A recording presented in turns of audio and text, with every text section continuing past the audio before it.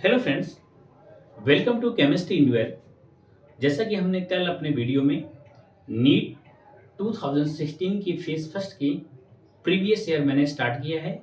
उसका जो part first था वो हमने केमिस्ट्री इंडिया चैनल पे अपलोड कर दिया है। उसके पार्ट सेकंड का क्वेश्चन नंबर फर्स्ट हम देखते हैं। पहला क्वेश्चन है, which one of the following statement is correct when SO2 is passed through HD5K2Cr2 potassium dichromate. अब HD5 पोटेशियम डाइक्रोमेट जब क्या करते हैं, पास करते हैं क्या, सॉल्यूशन SO2 मतलब SO2 इज पास करते हैं बेटा। तो क्या करते हैं, HD5 मतलब H2SO4 और प्लस बेटा हमारे पास SO2।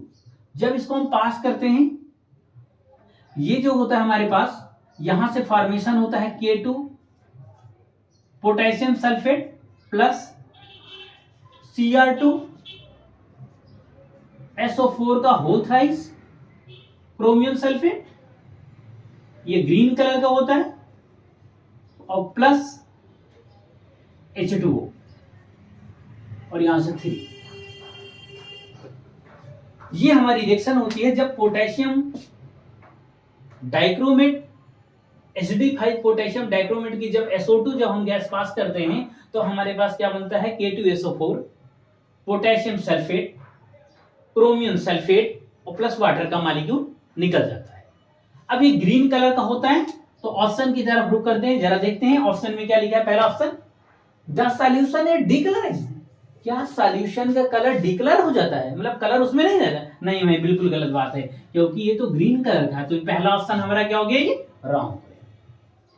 SO2 इज रिड्यूस, क्या SO2 रिड्यूस हो रहा है इसमें? जरा देखते हैं भाई, सल्फर की ऑक्सीडेशन स्टेट देख लिए SO2, यहाँ पे सल्फर के SO2 में सल्फर की ऑक्सीडेशन स्टेट +4 और यहाँ पे पोटेशियम सल्फेट में सल्फर की ऑक्सीडेशन स्टेट +6 हो जाएगी। तो क्या होगा, +4 से +6 गया तो रिड्यूस नहीं बेटा, ये हमारा क्या हो गया, ऑक्सीडाइज्ड हो गया। ये क्या हुआ, रिड्यूस नहीं हुआ, ऑक्सीडाइज हो गया। तो CO2 रिड्यूस गलत बात है, क्योंकि ऑक्सीडाइज हुआ।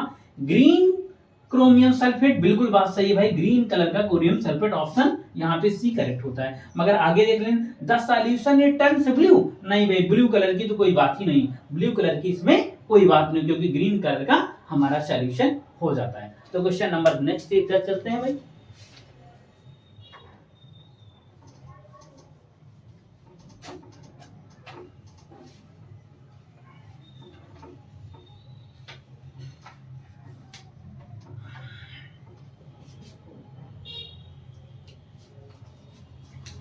अगला क्वेश्चन है,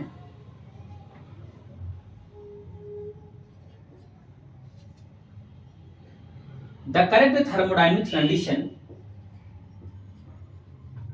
the correct thermodynamics condition, the correct thermodynamic condition for the spontaneous reaction, for the spontaneous reaction, for the spontaneous reaction at all temperature is, at all temperature is, option पहला है delta H is greater than 0 and delta S is less than 0। Option B है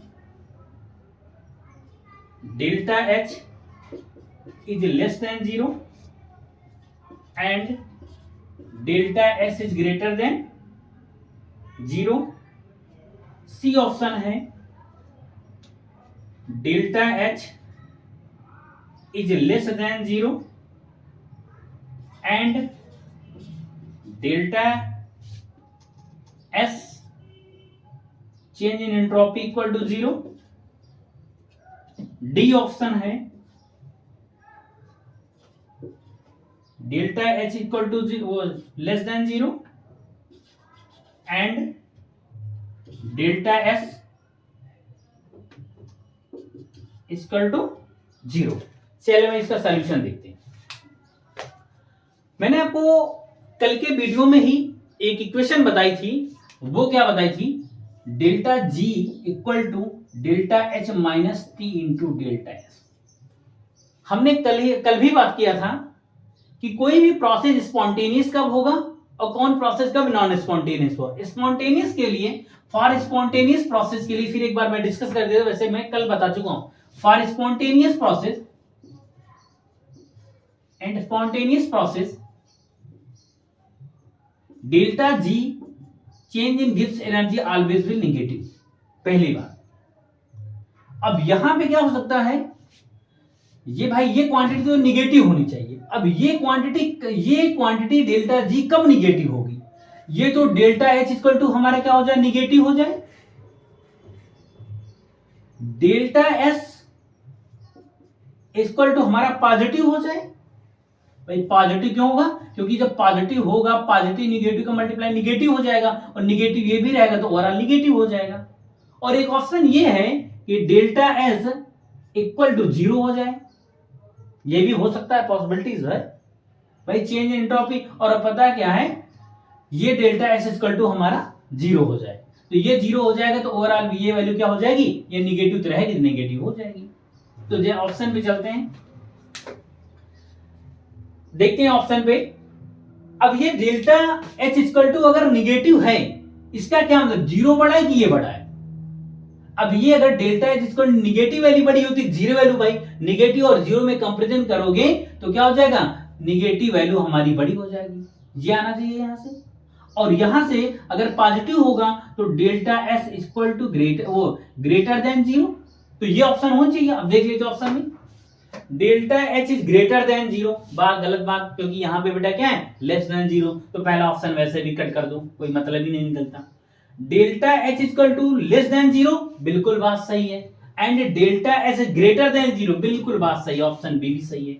आगे देख लेते हैं, delta H is less than 0, बिल्कुल सही है, but delta S equal to 0, ये भी कंडीशन बन सकती है। मगर अप्रिशिएबल जो आंसर आपका जो करेक्ट दिया जाएगा, अगर इन दोनों में कंपैरिजन किया जाएगा तो हम इसको ज्यादा प्रेफरेंस देंगे, क्योंकि entropy of the system always increases.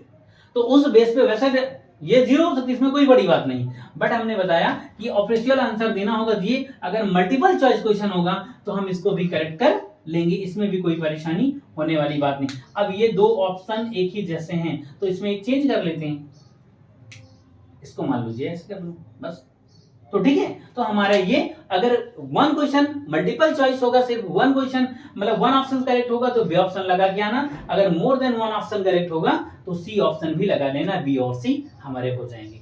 Next question,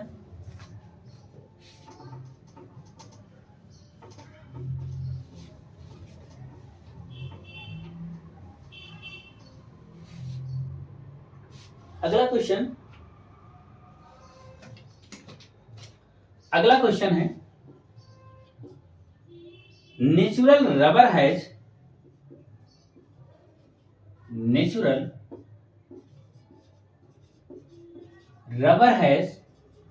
एक बात मैं बता देता हूं नेचुरल रबर के बारे में आपको, ये पॉलीमर चैप्टर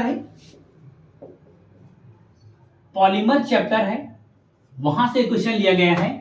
नेचुरल रबर है बेटा, क्या होते हैं, जितने भी होते हैं ये सब देखिए, इसमें पूछेगा, इसमें दिया बहुत सारे ऑप्शन, बट जितने भी नेचुरल रबर हमारे क्या होते हैं, वो सभी के सभी सिस कॉन्फ़िगरेशन में होते हैं। तो नोट कर लीजिएगा कहीं भी, ऑल सिस कॉन्फ़िगरेशन, जितने भी हमारे नेचुरल रबर होते हैं वे सारे के सारे क्या होते हैं, सिस कॉन्फ़िगरेशन में होते हैं। ऑप्शन में इसमें लिखा था ऑल ट्रांस कॉन्फ़िगरेशन, बिल्कुल बात गलत है, क्योंकि सभी सिस ट्रांसफॉर्मेशन में होते हैं। Second, alternate cis and trans, बिल्कुल नहीं, तो हमने तो बताया सिस होते हैं। सी ऑप्शन में दिया random cis and trans configuration, भाई ट्रांस की तो कोई बात ही नहीं होती। और डी ऑप्शन में दिया ऑल सिस कॉन्फ़िगरेशन, जितने भी नेचुरल रबर होते हैं, सारे के सारे जितने भी होते हैं वो क्या होते हैं बेटा, वो सिस कॉन्फ़िगरेशन में होते हैं। नेक्स्ट क्वेश्चन की तरफ बढ़ते हैं।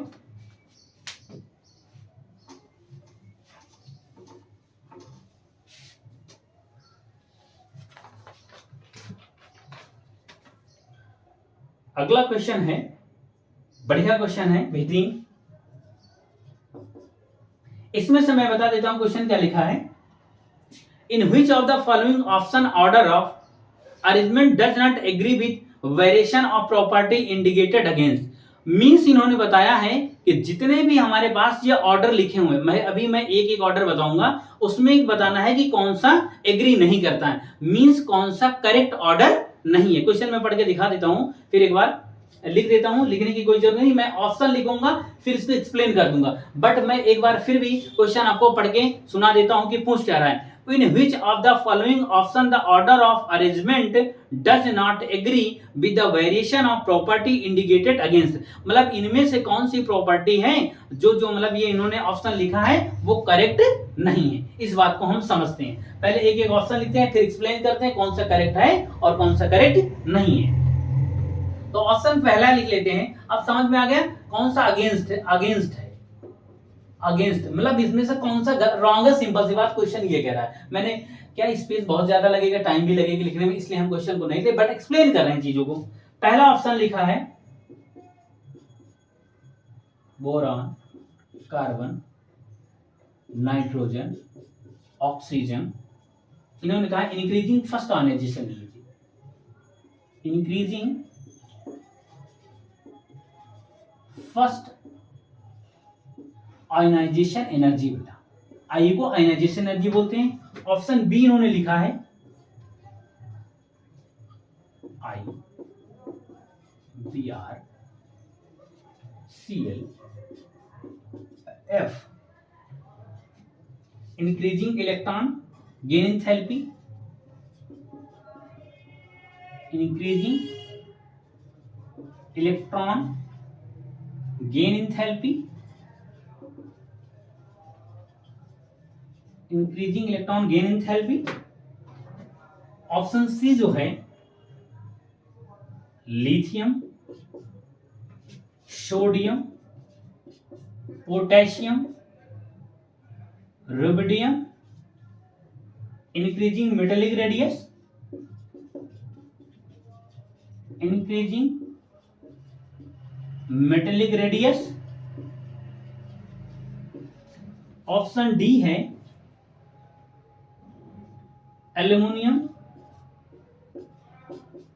Triple positive, magnesium double positive, sodium single positive, और F minus increasing ionic size.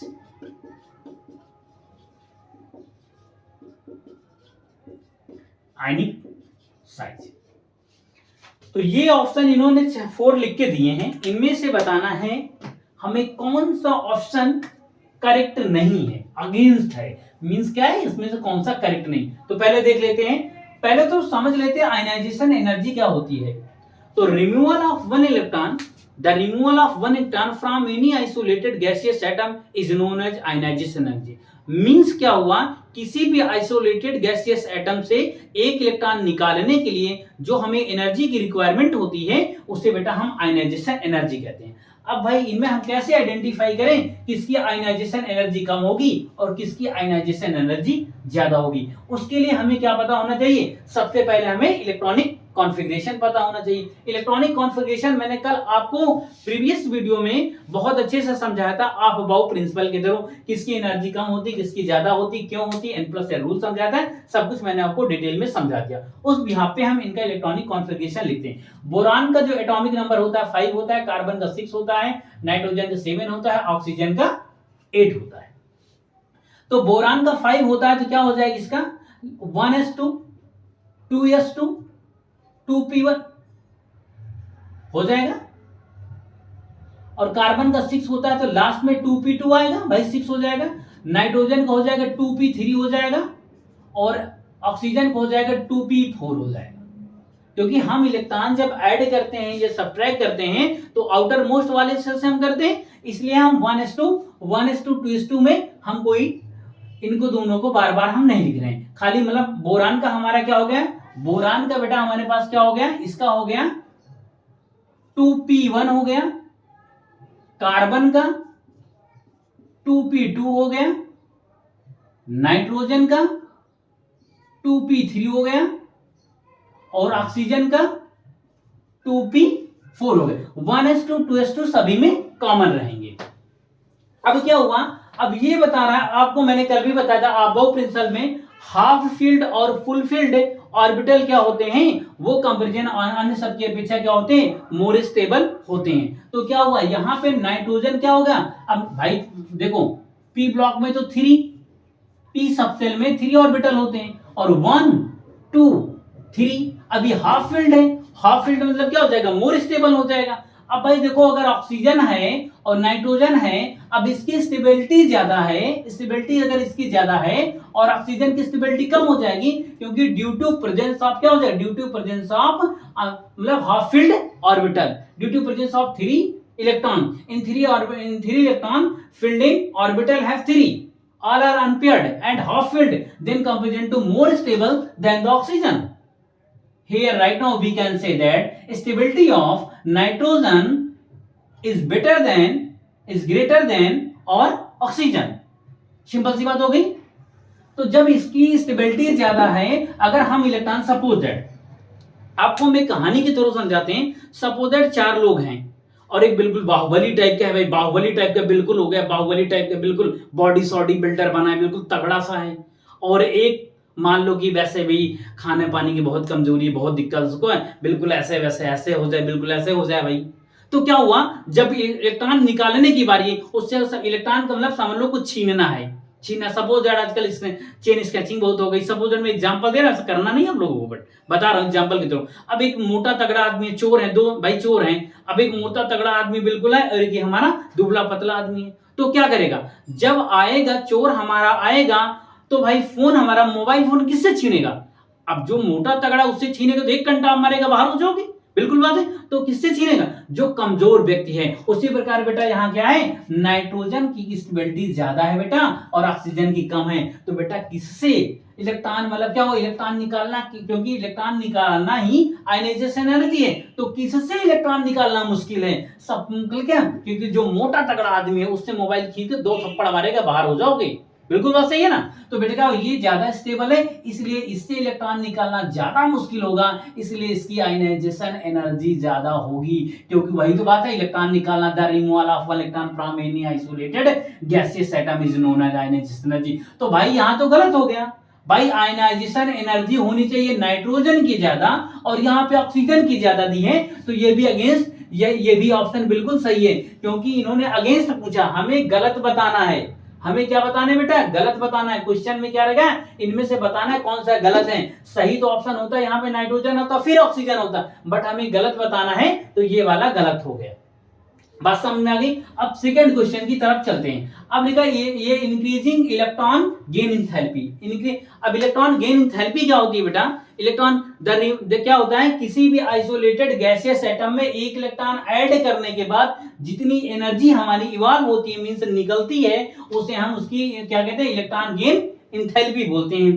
अब क्या हुआ यहाँ पे, अब देखिए बिल्कुल बात सही। अब यहाँ पे देखते हैं फिलिंग, अब इलेक्ट्रॉन इसके अंदर क्या करना है, इसके ऑर्बिटल में हमें देना है। अब क्या जो सेकंड पीरियड का है बेटा, एफ जो होता है हमारा सेकंड पीरियड का होता है, अब इसके पास कोई वैकेंट ऑर्बिटल ही नहीं है, वैकेंट ऑर्बिटल ही नहीं, जब वैकेंट ऑर्बिटल नहीं तो जब इलेक्ट्रॉन दोगे तो भाई जाएगा कहां, बिल्कुल बात समझ में है कि नहीं भाई, जब इसके पास वैकेंट ऑर्बिटल नहीं तो इलेक्ट्रॉन जाएगा कहां, तो क्या होगी, इसकी इलेक्ट्रॉन गेन इंथैल्पी सबसे ज्यादा नहीं होगी, क्योंकि यहाँ तो सबसे ज्यादा इलेक्ट्रॉन गेन इंथैल्पी किसकी होगी, यहाँ पे क्लोरीन की होगी, क्योंकि परफेक्ट साइज है। तो बेटा क्या होगा, इसके क्लोरीन की, यहाँ क्यों, क्योंकि इनके कंपैरिजन में अगर बात करें तो इसके पास वैकेंट ऑर्बिटल है बेटा, इसके पास क्या, क्लोरीन के पास वैकेंट ऑर्बिटल है, फ्लोरीन के पास क्यों वैकेंट ऑर्बिटल नहीं, सेकंड ऑर्बिटल है, सेकंड पीरियड एलिमेंट है no vacant orbital, and third period orbital है वैकेंट डी ऑर्बिटल, ठीक है बेटा। इसलिए इसकी क्या हो जाएगी, क्लोरीन की electron gain enthalpy is greater then the fluorine, तो ये भी ऑप्शन सही हो जाएगा, क्योंकि हमें अगेंस्ट बताना था, रॉन्ग बताना था, इसलिए ये भी रॉन्ग है, क्योंकि ये यहां आना चाहिए, ये पीछे आना चाहिए, इसलिए ये भी गलत हो जाएगा। अब भाई देखिए, लिथियम, सोडियम, पोटेशियम, रोडियम, अब क्या होता है जब किसी ग्रुप में, अब क्या होते हैं ये बेटा, क्या होता है, लीना कपूर रायबरेली से फरार, मतलब lithium, sodium, potassium, rubidium, caesium, francium. अब क्या हो गए, किसी ग्रुप में टॉप टू बॉटम आने पर बेटा किसी भी ग्रुप में टॉप टू बॉटम आने पर क्या होता है, नंबर ऑफ सेल बढ़ती हैं। जब सेल बढ़ेगी तो क्या होगी, सेल से क्या होगा, न्यूक्लियस से आउटर मोस्ट सेल की डिस्टेंस बढ़ेगी। जब डिस्टेंस बढ़ेगी तो हमारा क्या होगा, साइज वैसे भी बढ़ेगा, क्योंकि ये हमारा देखिए, जैसे सपोज दैट ये हमारा देख लीजिए यहाँ पे second, third, fourth, fifth, sixth, seven. अब पहले सपोज दैट ये न्यूक्लियस है तो यहाँ कहीं होगा, थर्ड में मान लीजिए पहले ये हो गया सेल, दूसरा ये हो गया। अब इसको जब बनाओगे, इसका बनाओगे तो ये न्यूक्लियस है, पहला सेल होगा, दूसरा सेल होगा, तीसरा सेल होगा, तो यहाँ से डिस्टेंस बढ़ रही ना, तो टॉप टू बॉटम आने पर ग्रुप में बेटा क्या होती है, इनकी क्या होती है, रेडियस इंक्रीज करती है। तो ये ऑप्शन भाई बिल्कुल करेक्ट है। तो करेक्ट तो हमें बताना नहीं था, रॉन्ग बताना था, ये भी ऑप्शन करेक्ट है। अब बात करते हैं इंक्रीजिंग ऑफ साइज। क्या मतलब, क्या इंक्रीजिंग ऑफ साइज, क्या इनके आयनिक साइज बड़े हैं, मतलब बिल्कुल करेक्ट ऑर्डर में कि रॉन्ग ऑर्डर में। अब सबसे पहले देख लेते हैं ऑल आर आइसो इलेक्ट्रॉनिक। अब कैसे पहचानेंगे आइसो इलेक्ट्रॉनिक भाई, कैसे पहचानेंगे आइसो इलेक्ट्रॉनिक?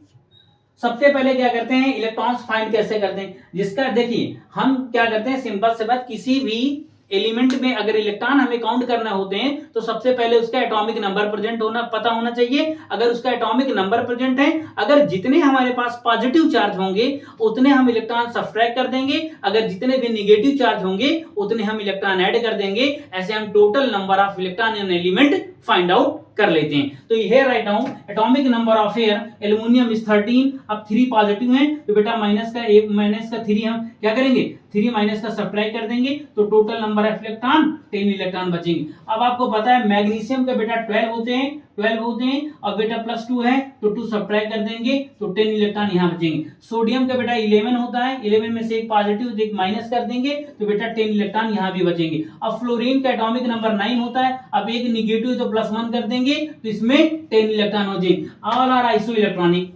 समझ में आ गया है, आइसो इलेक्ट्रॉनिक कई बार क्वेश्चन आता है नीट वगैरह में, बड़ा फेवरेट क्वेश्चन। पहचानिए इसमें से पहचान which of the following pair is iso electronic. तो आपको क्या करना होगा, सबसे पहले नंबर ऑफ इलेक्ट्रॉन निकालना चाहिए। नंबर ऑफ इलेक्ट्रॉन कैसे निकालेंगे, एटॉमिक नंबर हमें पता होना चाहिए उसका, अगर पॉजिटिव जितने हो तो उसमें सब्ट्रैक्ट कर देंगे, अगर निगेटिव हो तो उसमें ऐड कर लेंगे। अब ये बात तो समझ में आ गई सर आइसो इलेक्ट्रॉनिक है, बट साइज का क्या सिस्टम है भाई, जब नंबर ऑफ इलेक्ट्रॉन सेम है तो साइज का क्या सिस्टम है। अब बेटा मैं बता दूं, अब जितना जिसके ऊपर पॉजिटिव होगा, जितना जिसके ऊपर पॉजिटिव होगा वो न्यूक्लियस से उतनी अट्रैक्ट होगा। भाई जिसका सपोज है यहाँ पे पॉजिटिव, यहाँ पे क्या है, यहाँ पे न्यूक्लियस कहीं प्रेजेंट है। अब क्या हुआ, इसके ऊपर पॉजिटिव, बाहर वाली यहीं कहीं पॉजिटिव है, तो क्या करे, पॉजिटिव वाला न्यूक्लियस के पास बहुत करीब जाने की कोशिश करे, और जब ये करीब जाने की कोशिश करेगा तो क्या होगा, साइज हमारा डिक्रीज करेगा। तो मींस अगर आइसो इलेक्ट्रॉनिक स्पीसीज हैं तो एक बार नोट कर लेना, लिख लेना कहीं पे, 100% बिल्कुल सही है। बार बार एग्जाम में आजकल पूछे थे, बड़ा ट्रेंडिंग में चला। तो आइसो इलेक्ट्रॉनिक निकालने के लिए सबसे पहले आपको नंबर ऑफ इलेक्ट्रॉन फाइंड कर लेना। अगर सभी के सभी आइसो इलेक्ट्रॉनिक हैं तो ध्यान रखना बेटा, आपको क्या करना है, हमें बहुत ही सिंपल और क्लियर कट रूप से क्या देखना है, जिसके ऊपर जितना निगेटिव चार्ज होगा, जिस आइसो इलेक्ट्रॉनिक के ऊपर जितना ज्यादा निगेटिव चार्ज होगा उसका उतना साइज ज्यादा होगा। फिर बेटा न्यूट्रल वाले को, फिर सबसे लास्ट में हम किसको रखते हैं, पॉजिटिव वाले को। ये देखिए यहां जैसे सभी के सभी हमारे पास क्या है बेटा, सभी के सभी आइसो इलेक्ट्रॉनिक है, बट हमारा निगेटिव क्या है, निगेटिव इसके ऊपर चार्ज है तो इसका साइज सबसे ज्यादा हो जाएगा। अब इसके ऊपर पॉजिटिव बेटा एक पॉजिटिव है तो इसका साइज ज्यादा, इससे कम हो गया। फिर डबल पॉजिटिव इससे कम, इसका मान सबसे कम। इसका रीजन क्या होता है कि पहले न्यूक्लियस से क्या होता है, इलेक्ट्रॉन प्रेजेंट आपस में रिपेल करके दूर जाएंगे तो साइज बढ़ जाएगा। अब पॉजिटिव है तो न्यूक्लियस के बिल्कुल करीब आते हैं बेटा, पास आते हैं तो साइज हमेशा डिक्रीज करता हुआ चला जाता है। इसलिए बेटा बहुत ही सिंपल सी बात, आई थिंक ये भी बिल्कुल ऑर्डर सही है, मगर हमें सही तो नहीं बताना था, हमें क्या बताना, फॉल्स बताना था। इनमें से बेटा finally we can say that option number A और बी बिल्कुल सही है। तो चलें अगले क्वेश्चन की तरफ बढ़ते हैं, देखते हैं।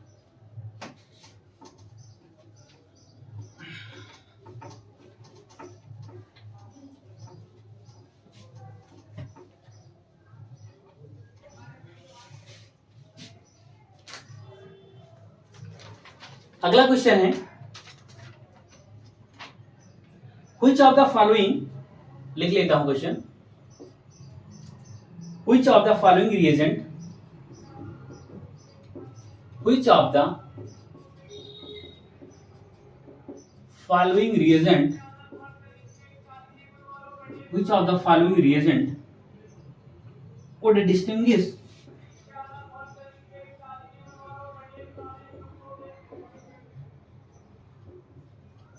would distinguish cis cyclopenta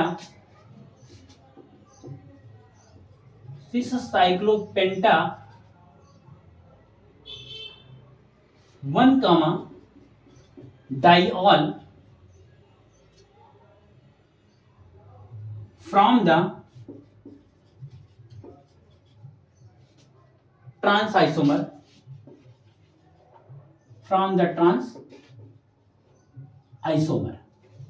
option में ए है, लिखा इन्होंने ओजोन, ऑप्शन बी है MnO2, सी है एल्युमिनियम आइसोपरऑक्साइड,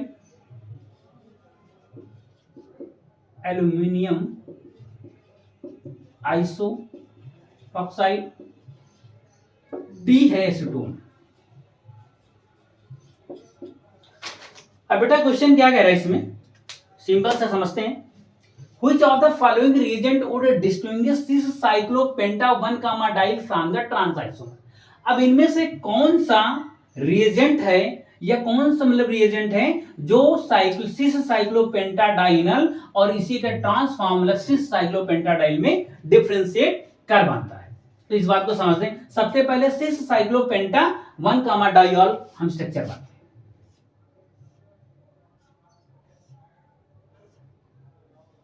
तो ये 5 हो गए, 1 2 3 4 5 हो गए, ये सिस पोजीशन। अब ये सिस कैसे होगा, जब एक ही साइड हमारे सेम साइड अगर हमारे पास क्या है ग्रुप प्रेजेंट हो, अल्कोहल डाइऑल है तो OH हो जाएगा। ठीक है, अब ये हो गया सिस साइक्लो पेंटा 1 comma 2 डाइऑल हो गया।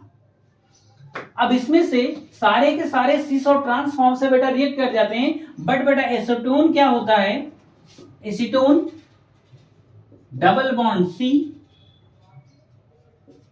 CH3, ये सिस आइसोमर से रिएक्ट करके क्या प्रोडक्ट बनाता है, ये वाटर का मॉलिक्यूल यहां निकल जाता है बेटा, ये वाटर का मॉलिक्यूल यहां निकल जाता है तो बनता क्या है,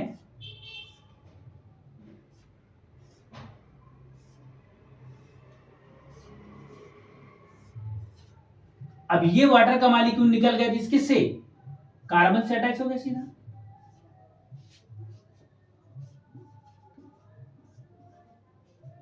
इसको कहते हैं एसिटल। बट बेटा जब इसका ट्रांसफॉर्म लिया जाएगा, इसका ट्रांसफॉर्म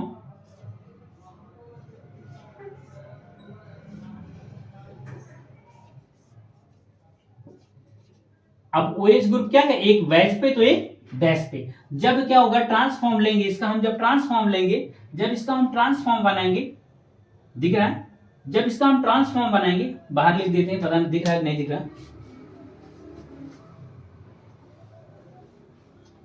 इसको मिटा देते हैं। ट्रांसफॉर्म इसका हम बना रहे हैं यहां पे, एक वैज पे होगा, अपोजिट साइड मींस ग्रुप होंगे, एक डैश पे होगा। ठीक है, सपोज दैट आपको सिस और ट्रांस हम बहुत क्लियर कर देते हैं। एक मिनट आप रुकिए, मैं आपको बहुत बता देता हूं कैसे बनता है।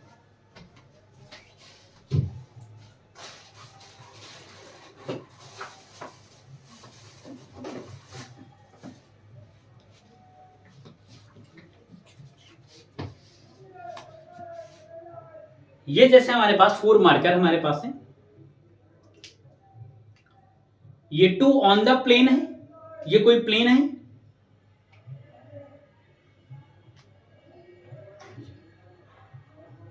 देखिए आपको शायद दिख रहा होगा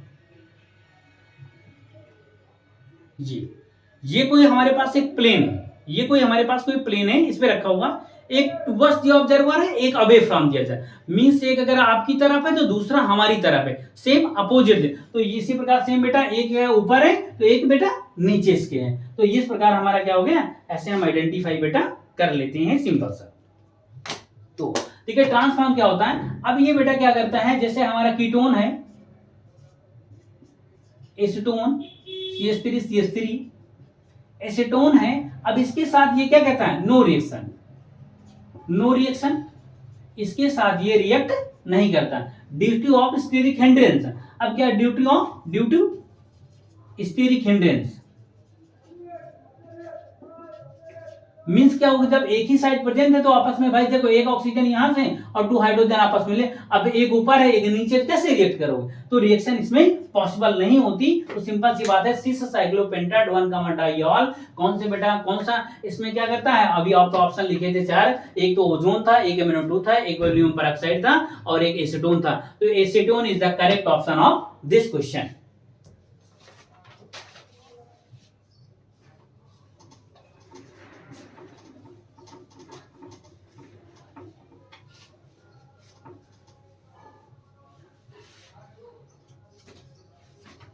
अगला क्वेश्चन,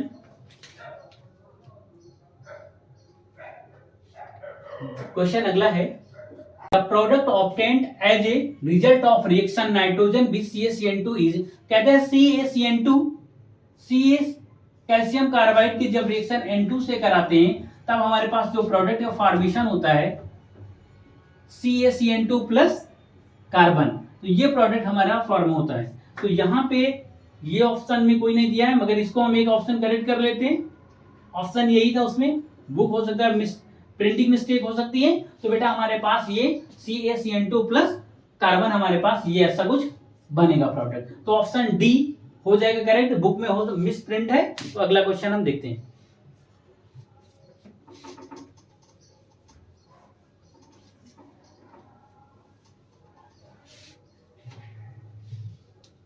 अगला क्वेश्चन है जो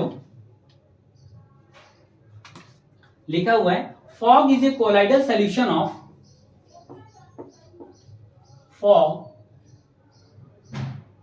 is a colloidal solution of, fog किसका कोलाइडल सोल्यूशन होता है, पहला ऑप्शन है gas in liquid, gas in liquid, option B is solid in gas, solid in gas, option C is gas in gas, option D is liquid in gas। मैं आपको बता देता हूं फॉग क्या होता है।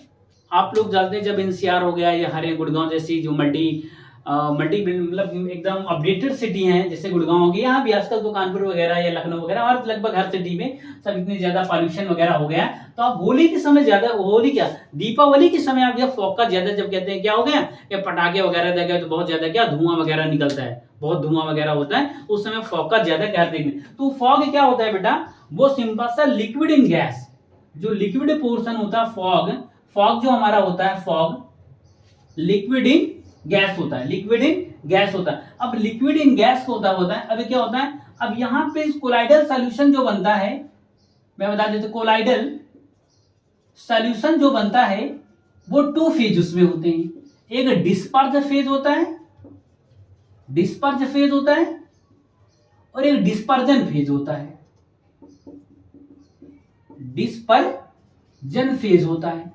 अब डिस्पर्जन फेज क्या है, डिस्पर्जन फेज क्या है, आपने सॉल्यूशन चैप्टर में 2 चीजें पढ़े होंगे, एक सॉल्यूट पढ़ा होगा, एक सॉल्वेंट पढ़ा होगा। सॉल्यूट लेसर अमाउंट में होता था, सॉल्वेंट मतलब क्या नंबर ऑफ मोल्स जिसके ज्यादा होते थे वो हमारा सॉल्वेंट होता, जिसके नंबर ऑफ मोल्स कम होते थे वो हमारा सॉल्यूट होता था। तो हियर बिल्कुल सेम, यहाँ पे डिस्पर्ज जो फेज होगा ये सॉल्यूट होगा, सॉल्यूट, और ये हमारा सॉल्वेंट होगा। मींस क्या हुआ, जब ये फॉग जो हमारा होता है liquid in solution, means liquid के कम होते हैं, ये लिक्विड गैस में जब मिल जाती है तो फॉग का फॉर्मेशन, और ऐसे कोलाइडल सॉल्यूशन को एरोसॉल कहते हैं, एरोसॉल।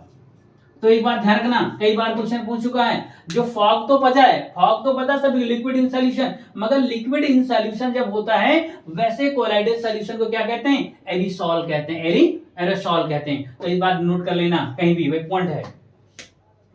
तो चले अगले क्वेश्चन की तरफ।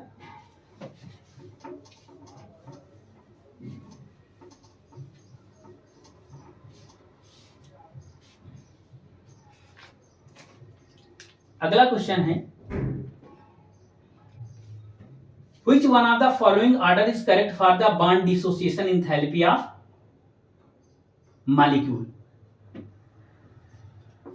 अब हम चार ऑप्शन लिख देते हैं, मैं क्वेश्चन पढ़ के दिखा देता हूं ये क्या कह रहा है। Which one of the following order is correct for the bond dissociation enthalpy of hydrogen molecule. अब क्या बताना है, करेक्ट ऑर्डर ऑफ बताना है क्वेश्चन में, शॉर्ट समराइज फॉर्म में लिख देता हूं, correct order of bond dissociation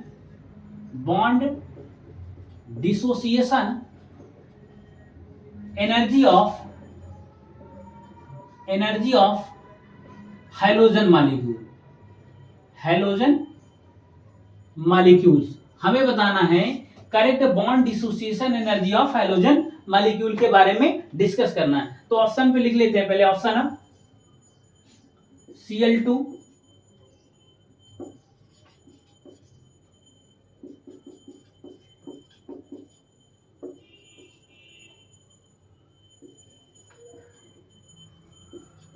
I2 chlorine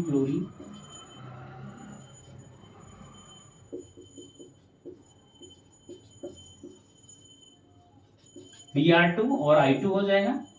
option D is I2 Br2 Cl2 और F2।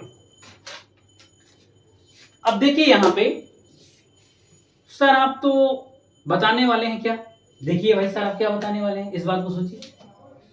हम जानते हैं जब ओवरलैपिंग होती है, खूब आपने पढ़ा होगा 2p की ओवरलैपिंग बहुत अच्छी होती है, फिर क्या होती है 3p की ओवरलैपिंग बहुत अच्छी होती है, फिर 4p की हमारी ओवरलैपिंग ऐसे होती है, इस प्रकार हमारी 5p की ओवरलैपिंग होती है। ऐसे हमारा ये बिल्कुल करेक्ट ऑर्डर है ओवरलैपिंग का। और आपको पता है जितनी ज्यादा ओवरलैपिंग होगी, जितनी स्ट्रांग ओवरलैपिंग होगी, क्या होगा जब स्ट्रांग ओवरलैपिंग होगी आपस में क्या होगा, ये स्ट्रांग ओवरलैपिंग देखो भाई ओवरलैपिंग ऐसे हो रही, सपोज ओवरलैपिंग मान लो ये हो रही इतना, अगर इतना पकड़ो कमजोर, अब इतनी जैसे आप जा रहे हैं, जैसे जा रहे हैं ओवरलैपिंग आपस में क्या इसी प्रकार ऑर्बिटल मिक्स करते हैं, जैसे ऑर्बिटल जा रहे जितनी ज्यादा, अब देखिए ये पकड़ गई, खूब सारी ओवरलैपिंग हो गई, तो पकड़ क्या हो गई, मजबूत हमारी हो गई।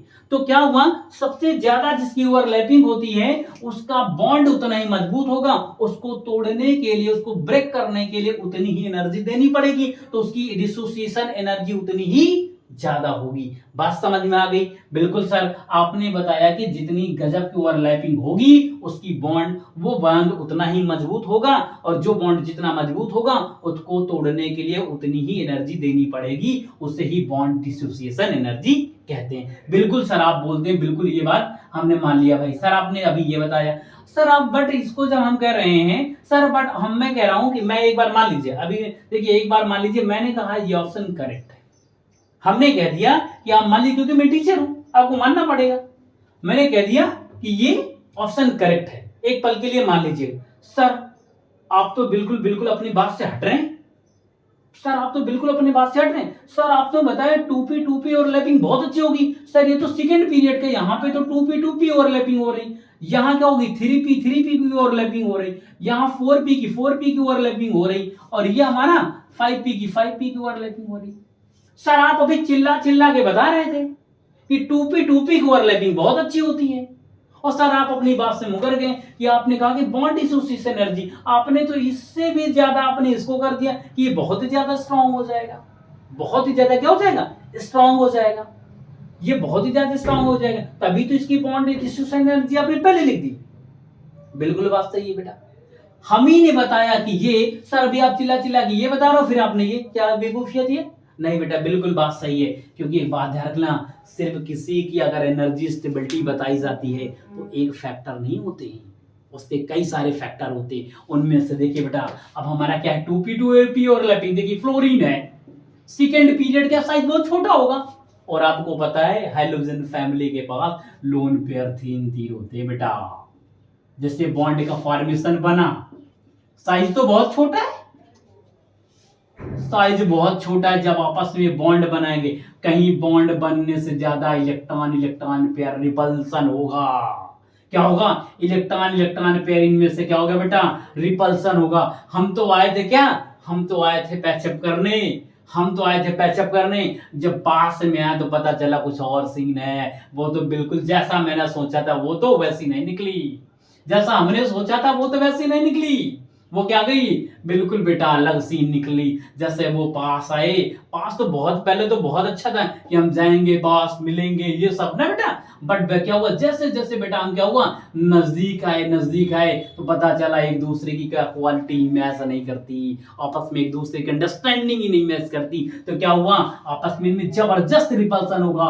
मीन्स क्या हुआ, एक बेटा क्या है, एक धार्मिक है एक धार्मिक नहीं है, मीन्स उनमें क्या कंट्रोवर्सी हो गई। कह रहा भाई नहीं भाई तुम अपना देखो मैं अपना देखूं, आए थे ये मिलने मगर लोन पेयर उनकी आपस में क्या है अंडरस्टैंडिंग नहीं हुई। और उसके बाद क्या हुआ, आपस में लोन पेयर इतना ज्यादा रिपल्सन हुआ कि यहाँ की 4P से भी ज्यादा बेटा क्या हो गए, ये वीक हो गए, तो कमजोर हो गए। जब कमजोर हो गए, आए थे मिलने कमजोर हो गए, इनको तोड़ना क्या, वो तो अलग ही है, उनको तोड़ना कैसे, बात वो अलग हो जाएंगे। तो क्या इनकी बॉन्ड डिसोसिएशन एनर्जी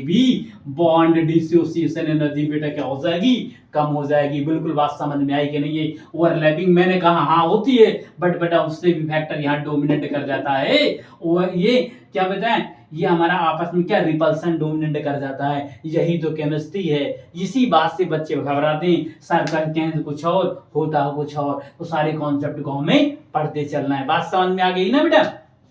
तो इसका रीजन क्या हुआ, अब इसके कंपैरिजन में F2 के कंपैरिजन में Cl2 की क्या हो गई, बॉन्ड डिसोसिएशन एनर्जी ज्यादा हो गई। उसका रीजन ये है बेटा, क्योंकि इसमें फ्लोरीन में वो साइज छोटा होने की वजह से इसमें रिपल्सन होता है, इतना ज्यादा रिपल्सन होता है, इतना बॉन्ड ये कमजोर हो जाता है। यहाँ की ब्रोमीन जो है उससे भी इसकी बॉन्ड डिसोसिएशन एनर्जी कम हो जाती है। अब Cl देखो परफेक्ट इतना साइज हो जाएगा, डबल लोन पेयर होंगे, कोई दिक्कत नहीं होगी, आपस में बॉन्ड बना लेंगे। तो इसका करेक्ट ऑप्शन हो जाएगा, सबसे ज्यादा बॉन्ड स्ट्रॉन्ग बेटा Cl2 को होता है, फिर Br2 को होता है, फिर बेटा कहीं F2 का होता है, और I2 का साइज इतना बहुत ज्यादा होता है बेटा, साइज इतना बहुत ज्यादा होता है कि एक्सटेंट ऑफ ओवरलैपिंग भाई तो मिलने क्या जाएंगे भाई, पता चले साइज इतना है तो आपस में सपोज यहाँ मिल गए। अब बेटा पता चले यहाँ पे क्या फिफ्थ पीरियड यहाँ पे इतना साइज है, अब मिलने से बजाय क्या थोड़ा बहुत ओवरलैपिंग और आपस में टकरा जाएंगे, क्या इनके साइज में आपस में क्या हो जाएगा, ये उतनी अच्छी बेटा ओवरलैपिंग नहीं हो पाएगी, इसलिए बेटा ये सबसे वीक हो जाते हैं। तो रीजन बिहाइंड नोट कर लेना। इसका रीजन क्या हुआ,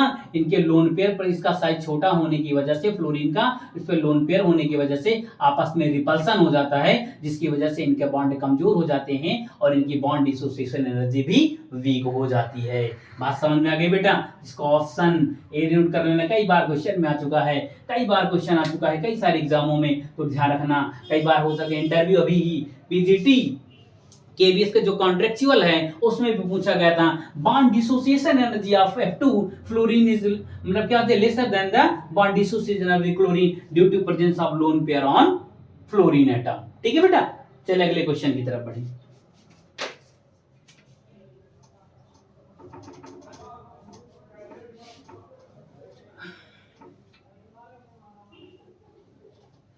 अगला क्वेश्चन है, ये हमारा है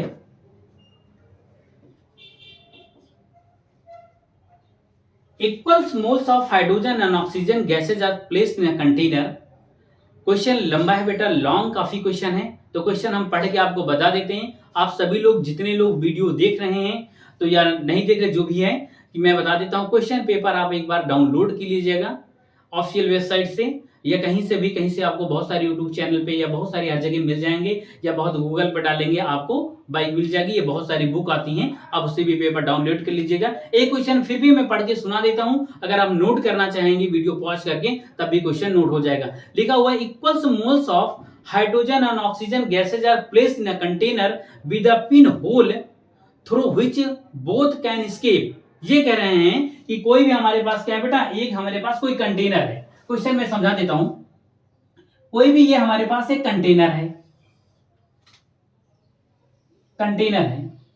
और इक्वल नंबर ऑफ मोल्स क्या है, moles of oxygen and moles of जो हमारे हाइड्रोजन है वो क्या है, इक्वल है।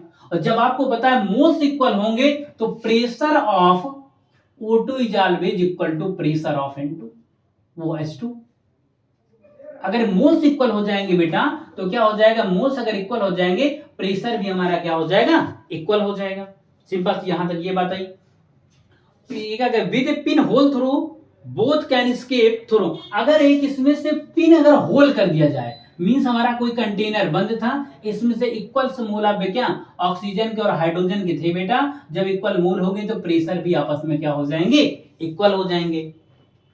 अभी कहता है किसी पिन से एक होल कर दिया जाए, सपोज दैट हमने कहीं से एक छोटा सा बिल्कुल यहाँ पे पिन होल कहीं से यहां कर दें वहां कर दें, तो पिन होल कर दिया गया, तो यहां पे पाया गया what fraction of oxygen escape in the time required for one half the hydrogen to escape.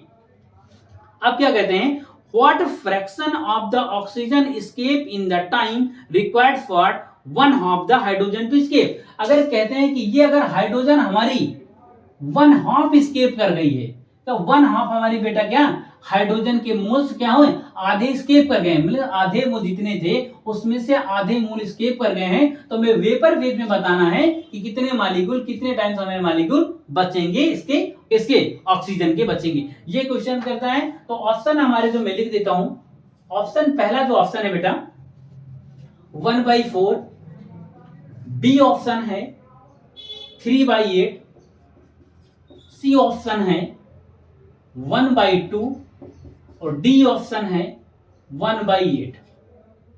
Solution की तरफ चलते हैं, अब देखते हैं सॉल्यूशन इसका। अभी इक्वल नंबर ऑफ मोल्स हैं तो प्रेशर इक्वल हो जाएगा, ये बात समझ में आ गई सभी को। और कह रहा है कि अगर हमारी क्या है वेपर, कह रहा है कि आधा, अगर सपोज आधी अगर गैस हमारी हाइड्रोजन निकल जाती है तब हमारे ये कितने ऑक्सीजन बचेगी, सिंपल सी बात है। इसके सॉल्यूशन की तरफ हम बढ़ते हैं। सिंपल सी बात बेटा, आप देखते हैं ग्राहम्स लॉ ऑफ डिफ्यूजन कहता है, Graham's law of diffusion rate जो होता है inversely proportional to square root of the molar mass. Means क्या हुआ यहाँ पे, rate of diffusion, Graham's law of diffusion rate of जो होता है, rate of diffusion inversely proportional to square root of the molar mass. तो यहां से R1 अपान R2 बराबर हो जाएगा अंडर रूट M2 अपान M1। अब सपोज दैट R1 हम गैस मान लेते हैं, ये वाली गैस को हम क्या मान लेते हैं R1 मानेंगे, तो इसको M1 मान लेंगे, इसका मॉलिक्यूलर, इसको सपोज दैट कंसीडर कर रहे हैं, इसका रेट R2 मान लेते हैं, इसका मॉलिक्यूलर मास हम M2 हो जाएगा। तो R1 मींस क्या होगा, रेट ऑफ, देखिए सॉल्यूशन देखिए, रेट ऑफ मतलब oxygen, rate of oxygen upon बेटा R2 हमने किसको माना H2 को, तो रेट ऑफ हमारा क्या हो जाएगा H2 हो जाएगा इक्वल टू अंडर रूट, अब मॉलिक्यूलर मास किसका M2, M2 क्या है हाइड्रोजन, हाइड्रोजन का 2 हो जाएगा अपॉन बेटा क्या हो जाएगा हमारा सिंपल सा अपॉन M1, M1 बेटा M1 है, M1 क्या हो जाएगा यहाँ पे ऑक्सीजन, ऑक्सीजन का कितना हो जाएगा ये 32 हो जाएगा। तो ये अगर कट आउट करोगे इधर तो ये आ जाएगा बेटा 1 बाई हमारा कितना आ जाएगा 1/16 आ जाएगा, और इधर करोगे तो 1 बाई हमारा कितना आ जाएगा ये 4 आ जाएगा। तो यहाँ पे अभी देखिए अभी ये सॉल्यूशन नहीं है, तो rate of O2 upon rate of H2 वो आ गया 1/4 आ गया, ये तो रेट नहीं। अब रेट जो होता है बेटा, रेट बराबर V/T होता है, ये वैल्यूम्स पर यूनिट टाइम जो होता है ये रेट ऑफ डिफ्यूजन होता है। अगर बेटा ध्यान रखना, जब हमारे प्रेशर इक्वल हो जाएंगे, जब प्रेशर हमारे इक्वल हो जाएंगे, जब मिक्सचर सेम है, जब प्रेशर इक्वल होते हैं तो वॉल्यूम के प्लेस पे हम नंबर ऑफ मोल्स क्या करते हैं, नंबर ऑफ मोल्स लिख सकते हैं बेटा, नंबर ऑफ मोल्स क्या सकते हैं लिख सकते हैं। तो रेट ऑफ इसके वॉल्यूम ऑफ बेटा क्या हो जाए, पहले तो लिख लेते हैं, पहले वॉल्यूम ही लिख ले, वॉल्यूम के फॉर्म में लिख देते हैं। तो volume of O2 upon time of किसका O2 का अपॉन बेटा rate of H2, rate of H2 मतलब volume of H2, volume of H2 upon बेटा टाइम ऑफ हमारा क्या हो जाएगा H2, क्योंकि भाई H का लिख रहे हैं तो H2 को हो जाएगा, ये इक्वल टू क्या है 1/4 है। तो देखते रहिए साइड में। अब इसको यहां से और आगे प्रोसीड करें, ये V volume of O2 upon time of O2 equal to ये बेटा नीचे तो ऊपर चले जाएगा टाइम ऑफ H2 अपॉन बेटा वॉल्यूम ऑफ हमारा क्या हो जाएगा volume of H2 equal to 1/4 हो जाएगा। आगे इसी बात को मैं बता, जब आपके प्रेशर इक्वल हैं, जब बेटा हमारे प्रेशर इक्वल होते हैं, जब आपस में प्रेशर इक्वल हैं, तो वॉल्यूम ऑफ O2 के बजाय हम इसको नंबर ऑफ मोल से रिप्लेस कर सकते हैं। तो यहाँ पे वॉल्यूम ऑफ O2 है, तो ये number of moles of oxygen upon बेटा time of O2 into time of H2 upon बेटा वॉल्यूम ऑफ हमारा क्या, वॉल्यूम को हम क्या लिख सकते हैं, number of moles of H2, क्योंकि प्रेशर इक्वल है, इक्वल टू 1/4 आ जाएगा हमारे पास, सिंपल सा। तो यहां तक चीज सही है। तो क्या होगा, जब हम एक पिन होल करते हैं, जब पिन होल करते हैं तो स्पीड तो सेम होगी ना, टाइम तो बिल्कुल सेम होगा भाई। इक्वल नंबर ऑफ मोल्स, एक लॉजिकल वे में सोचिए, जब इक्वल नंबर ऑफ मोल्स हमारे हैं, एक तरीके से सोचिए, जब इक्वल नंबर ऑफ मोल्स हैं, बिल्कुल सारे मोल सेम है, पिन का साइज भी सही है, जब रेट क्या होगा, उनकी जो स्पीड होगी, टाइम होगी निकलने की, तो बराबर स्पीड तो होगी कि नहीं होगी, निकलने की स्पीड बराबर होगी कि नहीं होगी, तो बराबर होगी। तो टाइम आपस में ये दोनों इक्वल हो जाएंगे, तो यहां से हम टाइम को क्या करेंगे, कैंसिल आउट कर देंगे। But according to base on the क्या है, क्वेश्चन कहता है कि लास्ट में number of moles of O2 upon बेटा number of moles of H2, बाद में जो मोल्स होते हैं हाइड्रोजन के 1/2 बचता, हाफ ऑफ द बचते हैं, जितना पहले था उसका क्या बता, आधे बचते हैं, आधे मोल 1/2 हो जाते हैं बेटा, ये हो जाएगा 1/4 हो जाएगा, ये 1/4 हो जाएगा। तो आगे देखिए, ये डिवाइड में ऊपर चला जाएगा, number of moles of O2 यानी मोल्स ऑफ O2 ऑक्सीजन के number of moles into 2 equal to 1/4। अब बेटा इधर क्या, ये मल्टीप्लाई उधर जाएगा, डिवाइड में आ जाएगा, इधर है मल्टीप्लाई में उधर जाएगा, तो डिवाइड में हो जाएगा। तो ऊपर इस बात को लिख देता हूं, number of moles of O2 oxygen की बराबर 1/8 हो जाएगा, इधर मल्टीप्लाई में इधर जाएगा, डिवाइड में हो जाएगा। तो एक बार इस क्वेश्चन को हम और अच्छे से समझ लेते हैं। देखिए क्वेश्चन को एक बार पढ़ के हम दिखा देते हैं और सुना देते हैं आपको। सिंपल सा क्वेश्चन लिखा है, equal mole of hydrogen and oxygen gas are placed in a container with a pin hole through which the both escape, what fraction of the oxygen escape in the time required for the one half of the hydrogen to escape. अभी simple से ये हो गया कि देखिए, एक हमारे पास container है बेटा, एक हमारे पास ये कंटेनर, इसको मैं एक बार फिर बता देता हूं, एक हमारे पास बेटा क्या है, ये कंटेनर है जिसमें इक्वल मोल ऑफ ऑक्सीजन और इक्वल मोल ऑफ हाइड्रोजन के गैस फिल है।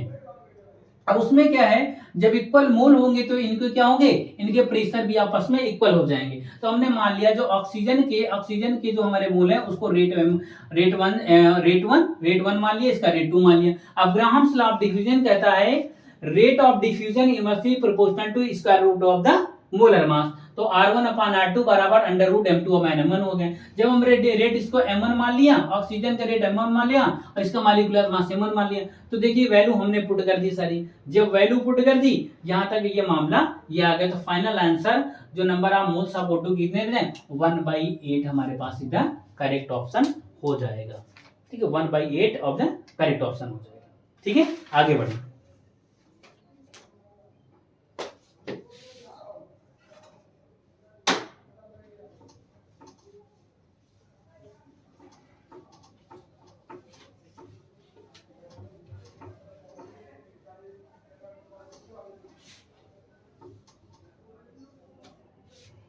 अगला क्वेश्चन है,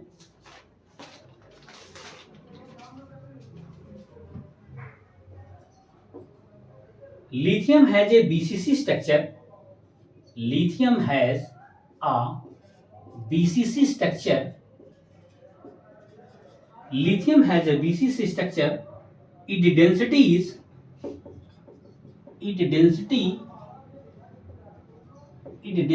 is 530 किलोग्राम मीटर की power -3 and its atomic mass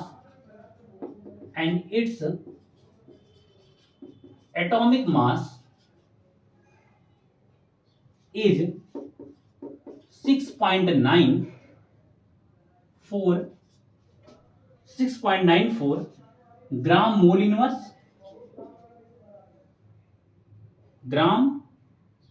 inverse, calculate calculate the age length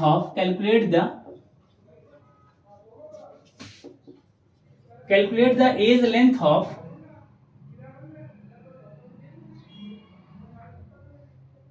a unit cell of lithium metal.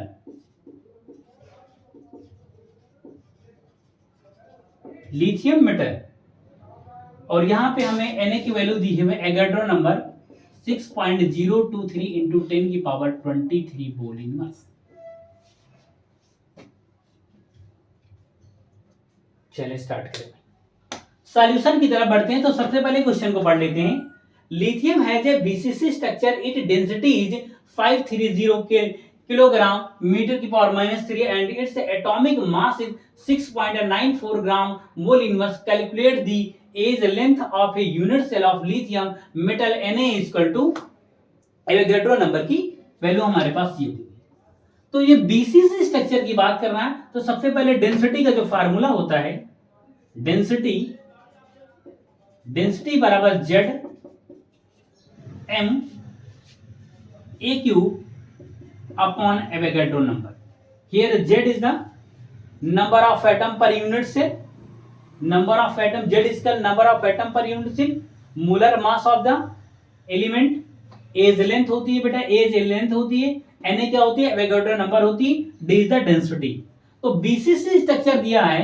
BCC structure में मैं बता दूं अरेंजमेंट ऑफ एटम कैसे होता है। हमारा एक क्यूब होता है, उसके सभी कॉर्नर पे एटम प्रेजेंट होते हैं, और एक बेटा हमारा सेंटर में एटम प्रेजेंट होता है। वहां से बेटा बीसीसी स्ट्रक्चर के लिए जेड की वैल्यू बेटा हमारे पास क्या होती है, 2। हमने शॉर्ट वीडियो में अपलोड बताया है कि बीसीसी स्ट्रक्चर जो होता है उसकी जेड की वैल्यू कितनी होती है, वो 2 होती है। अब क्या हुआ, जेड की वैल्यू हमारी 2 हो गई। Molar mass of the lithium बेटा 6.94 दिया हुआ है। एज लेंथ हमें निकालना है, एवोगाड्रो नंबर हमारे पास दी हुई है, और डेंसिटी हमारे पास पहले से दिया हुआ है। तो हम डेंसिटी के टर्म में पहले क्या एज लेंथ के टर्म में फार्मूले को अरेंज कर लेते हैं। तो ए क्यूब बराबर हो जाएगा, इधर ये इधर बेटा बट इधर चला जाएगा और डेंसिटी डिवाइड में आ जाएगी, तो हो जाएगा जेड इंटू एम अपॉन बेटा ये डेंसिटी यहां आ जाएगी, डेंसिटी को डी से और Na को हम एवोगाड्रो नंबर से रिप्रेजेंट कर देते हैं। फॉर बीसीसी स्ट्रक्चर के लिए Z की जो वैल्यू है वो बेटा 2 हो जाएगी। मोलर मास हो जाएगा 6.94। अब यहीं पे प्रॉब्लम होती है बच्चों को, ये ग्राम मोल इनवर्स में दिया हुआ है, ये किलोग्राम मोल इनवर्स में वो किलोग्राम मीटर क्यूब में दिया हुआ है। तो हमें साइन ग्राम को जब बेटा हम किलो केजी में कन्वर्ट करेंगे तो क्या करेंगे, 1000 से डिवाइड करते हैं या 10 की पावर -3 से मल्टीप्लाई कर देते हैं। अपॉन बेटा हमारे पास क्या आ जाएगा, यहां से सिंपल सा जब ये हो गया, डेंसिटी बेटा हमारे पास दी हुई है 5320 इंटू 10 की पावर कुछ नहीं बेटा इतना दिया हुआ है, एवोगाड्रो नंबर 6.023 इंटू 10 की पावर 23। अब यहां से ए बराबर क्या हो जाएगा बेटा, ये क्यूब रूट हो जाएगा, ये क्या हो जाएगा, क्यूब रूट हो जाएगा। जब इसको क्यूब रूट हो जाएगा, क्यूब रूट को जब इतनी क्वांटिटी को आप सॉल्व करेंगे तो ए बराबर हमारा आने वाला है 3.52 इंटू 10 की पावर -8 सेंटीमीटर आएगा। अब क्या करेंगे, ए बराबर बेटा हमारा 3, अब इसको मल्टीप्लाई कर, मान लो सपोज दैट 100 से मल्टीप्लाई कर देते हैं, 100 से मल्टीप्लाई कर दें तो 100 से डिवाइड भी करना पड़ेगा। 100 से मल्टीप्लाई करने के बाद जो ऊपर वाली क्वांटिटी हो जाएगी 352 हो जाएगी, इंटू ये ऊपर जाएगा, इधर बेटा ये पॉजिटिव 10 की पावर 2 है, पॉजिटिव में ऊपर जाएगा नेगेटिव हो जाएगा, 10 की पावर -8 इंटू 10 की पावर -2 इक्वल टू हो जाएगा 10 की पावर -10 हो जाएगा। ये हमारा सेंटीमीटर में है। और एक पिकोमीटर 1 पिकोमीटर बराबर होता है बेटा, 1 पिकोमीटर बराबर होता है 10 की पावर -10 सेंटीमीटर। तो बेटा हमारा आंसर क्या हो जाएगा, 352 picometre is the correct answer हो जाएगा। और इसमें जो ऑप्शन दिया हुआ है हमारे पास क्या है, 352 picometre is the correct option. Option A बेटा इसमें हमारा करेक्ट है। तो बात समझ में आ गई, कुछ नहीं था, बहुत ही सिंपल था। इन्होंने कहा कि ये बीसीसी स्ट्रक्चर है, उसकी डेंसिटी बेटा ये है और उसके एटॉमिक मास ये है, और कैलकुलेट एज लेंथ हमें निकालनी है। तो फार्मूला डेंसिटी ऑफ द जो हम जानते हैं सॉलिड स्टेट में, ये सॉलिड स्टेट का भाई क्वेश्चन है, Zm into A cube upon Na।